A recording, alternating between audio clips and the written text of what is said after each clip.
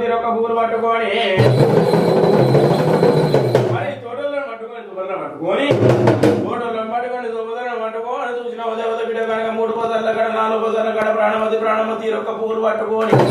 బతుకమ్మ వేసి